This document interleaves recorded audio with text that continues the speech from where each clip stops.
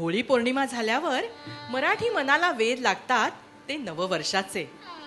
चैत्र हा हिंदू पंचांगानुसार मराठी वर्षाचा पहिला महिना बर का संजीवनी. हिंदू पंचांगानुसार चैत्र महिना चैत्र प्रतिपदेला म्हणजेच गुढी पाडव्याला सुरू होतो. आणि संजीवनी, या महिन्याचं चैत्र हे नाव का पडले माहितीये का तुला? सांग तरी. हा, अगं या महिन्यातील पौर्णिमेला चंद्र चित्रा नक्षत्राच्या सानिध्यात असतो, म्हणून या महिन्याला चैत्र महिना असं नाव पडलंय. असं होय, आताच कळलं मला. आणि याच महिन्यात वसंत ऋतूची सुरुवात होते संगीता. अगदी बरोबर.